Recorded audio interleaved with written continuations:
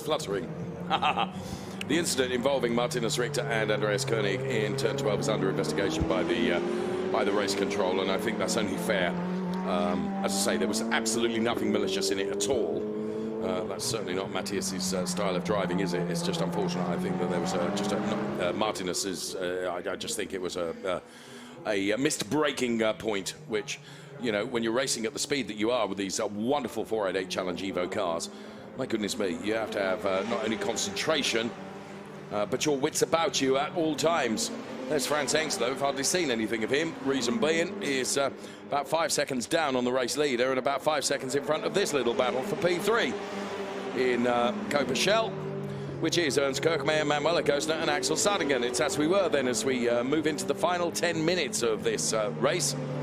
And while Martinez Richter, I can tell you before you even see it on the screen, is going to get a drive-through penalty. It's being uttered into my ears now as opposed to being fluttered into my ear. Uttered into my ear. There it is. Drive-through penalty. Car number 111 for causing a collision. I have to say, I am not altogether surprised by that. Don't paint me surprised, because Martinez Richter then will be heading to the pit lane within 3 laps of that having been notified to him.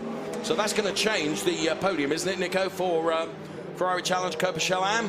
Yeah, it doesn't change Christian Hurt-Wipper and Alexander Nussbaumer in P1 and P2.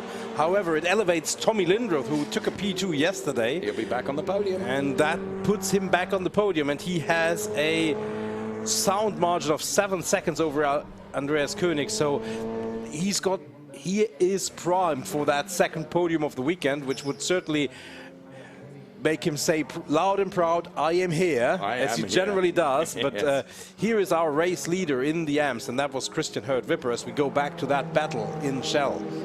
Yes, and this battle, it's, if I may say, and be so bold, it has promised much and delivered very little, actually, because every time we look at this battle, we think, okay, something's going to give here. But actually, it doesn't. And that's all credit to the great driving of all the drivers. They're all very, very evenly matched in terms of their driving ability.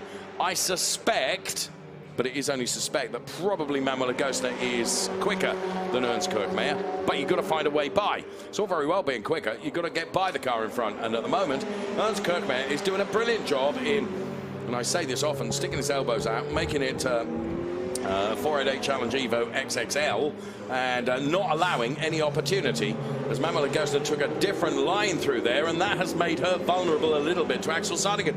And that's the problem. Nico, the more Manuela tries to overtake Ernst Kirchmayr, what it does, it opens up the opportunity to the car behind of Axel Sardingen to, you know, pounce as well. I often say a lot of things, very often, but when you're hunting and being hunted at the same time, it's not a particularly pleasant position to be in. No, it looked like Manuela was maybe a little bit surprised about where Ernst braked, and therefore had a little bit to take a little bit of avoiding action, had to go on the outside, which then left her vulnerable. But yeah, I mean, 6 minutes 40 seconds. This is a track that is notoriously difficult to overtake on, and we're seeing that once again.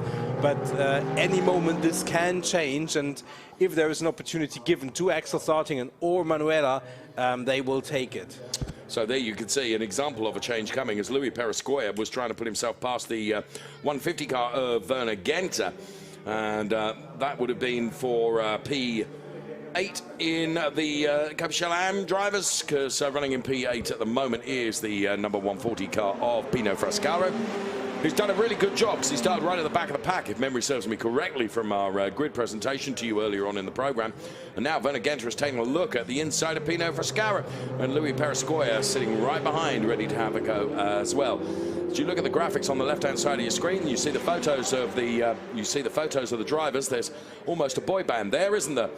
You can imagine with them with a yeah, there's the drummer. You can imagine them with a hit record in the charts, couldn't you? Right. I'm waxing lyrical. And, Axel Sardingen just taking a look at the inside once again of Manuela Gostner. She takes a different line into turn 1 than anybody else, Nico. Yeah, definitely. She definitely took. I don't think Axel had any intention of making a move, because he was just too far back. But yeah. Sometimes you have to dive out of the slipstream to avoid being caught in the braking zone, and I think that's maybe what he did. And 5 minutes and 11 seconds. That means we'll probably have 3 or 4 more laps, and that means it's soon becoming last chance saloon time on this race. If anyone else than Ernst Kirchmeier wants to have that podium position. Soon and Saloon is a poet and he doesn't know it. Right, now we were saying about track limits and how they may impact and affect people during the course of this race.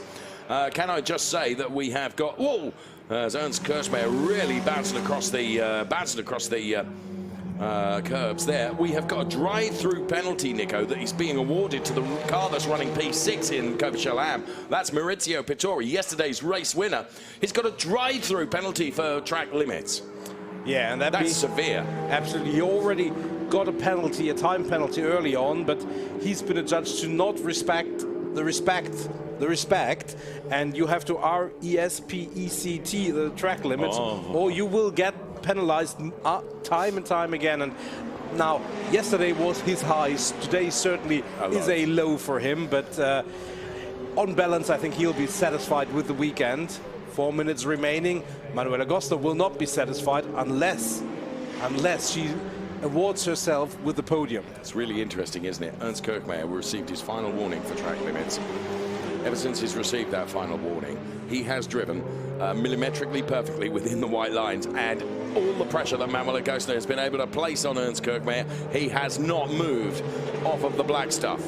Always kept 2 lines within the white lines, which is exactly what you need to do to remain the right side of Claudio Caravini, our race director, and he's done it perfectly, which begs the question, if you can do it on rapidly degenerating tyres, why on earth couldn't you do it right at the start of the race?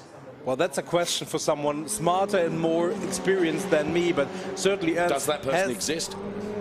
Ah, look at these lovely colours you can see on the track here. Now, it's not somebody that's been out there with a rattle tin spray can.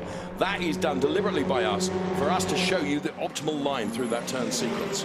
Yeah, definitely. So Ernst has really kept it together, and maybe he's scaled down the aggression just a little bit, which is especially difficult if you're driving for a headmaster like Philip Barron, who will demand ultimate aggression, but equally you have to control yourself when it's necessary, and he's done that very well. Meantime, look at this. What a performance from Roman Ziemian. Look, and Werner Genter getting out of the way of Roman Ziemian was really rather too gentlemanly about it.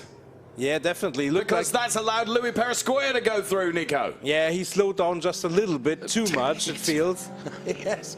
I think Louis Perescoia, well, he saw that opportunity and thought, well, I'm not going to not take it, am I? And take it, he jolly well did. So here's Roman Ziemian up against Pino Frascaro now. So Roman Ziemian, he is so far up the road, he's catching up with the rest of the pack, and it's not very often that you see this in Ferrari Challenge. No, absolutely not. And just to throw another piece of suspense into the final stages of this race, now it's Manuela Gosta who's been given her final warning, so she also has to be very careful. And will that propel Axel Sarting into trying to make his mark again and try to move up 1 or 2 positions? There is that battle which comes into shot. I believe we have this lap and 1 more to go. Time is really running out for any of those strategies to put into practice, Here's Franz Hengstler then making his way past what is effectively now backmarking traffic. I have to say, Louis Perescoia thought all his prayers had been answered at the same time. And as Werner Genter has been a real gentleman about everything, sometimes you could be too much of a gentleman, it would appear, Nico. Well, of course, I would know that. Right, there is the 103 car of Franz Hengstler for Scuderia GT then. Being barked at by his son, Luca Hengstler, on the radio, I don't doubt for one moment. And Hengstler making his way by all the cars then. And to be fair, with a lead of some 4.5 seconds that Roman Ziemian has, I think he's in a relatively safe position, barring any disaster. And with only 3/4 of a minute left, it's got to be the remainder of this lap plus 1 more, Nico. Absolutely. There you can see what I was about to say. Here is that chase group, and Ernst Kirchmeier's dropped back, and he's really slowing. He's lost 2 places. Yes, you're right. And I think he has got a bigger problem, because that was just not just a momentary. What I wanted to say is this pack comes up onto those back-marking cars, and with that battle raging, Yeah. Those back markers can really play a role in this, in the result here. Anyway, for the moment, Manuel Gostner, P3, Axel Sardigan, P4, and Ernst Kirchmeier seems to have regained his pace, but certainly lost a lot of ground in just a very, very small patch of tarmac. So here is Axel Sardigan now, having passed the car of Ernst Kirchmeier. We think the Ernst Kirchmeier car, whatever, perhaps he missed a gear, perhaps he, I don't know. But anyway, you know what? Axel Sardigan will be thinking, well, there's an opportunity for a podium for me here now. I've just got to find a way past Manuel Gostner and try and get Manuel to make a mistake. Let's take a look. He ran wide. Yeah, that was nothing other than a mistake. Amazing, isn't it, that all the pressure that he'd been under for lap after lap after lap, right at the end of the race, I have to say that, you know, probably tyre deg played a part in that. And Manuel Gostner now with that traffic ahead. Here's Franz Hengstler, who's P2. We want to see the Gostner-Sardigan battle as they're trying to make their way through. But, of course, we've got to pay homage to the race leader, Roman Ziemian, in car number 100. It's been faultless for him. And look at this. You see, now this is the opportunity for Axel Sardigan, but I think the opportunity is gone. And so, Manuel Gostner then heading for the final podium place in Coppa Shell, if all stays the way it is at the moment. And it is Roman Ziemian and Franz Hengstler, P1 and P2. Downhill goes Manuel Gostner now. And Axel Sardigan is certainly not going to be happy with P4. He's going to want to be on the podium, but I really do think that the overtaking opportunities have probably gone away for him now. So, and indeed, he gets warned about track limits, so it's kind of academic because there's no race left. Because Roman Ziemian wins and takes the checkered flag. It's 2 out of 2 here in Hungary for Roman Ziemian ahead of Franz Hengstler. Drag race to the start-finish line. It's only going to go the way of Manuel Gostner, I think. She, sure enough, takes P3. And then for the AM drivers, as we can see, the likes of Ernst Kirchmeier, Thomas Gostner, and von Skeltermaier crossing the line. Now for Christian Herdwieper, it's a very big well done to him. He lost the lead right at the start of the race, having put the car on pole position. But he takes the checkered flag now and takes the P1. And for P2, we think it's going to be Alexander Nussbaumer and Tommy Lindroth back on the podium again. It's not P2 today, but P3. He'll take that this weekend. A double podium for him. And for Roman Ziemian, double win. What a weekend for the FML D2P driver. Ironically, completely the reverse of the luck that John Bortique has had this weekend, I would suggest, Nico. Yeah, and the Trofeo Pirelli, if you missed it, John Bortique certainly had the pace in the car, but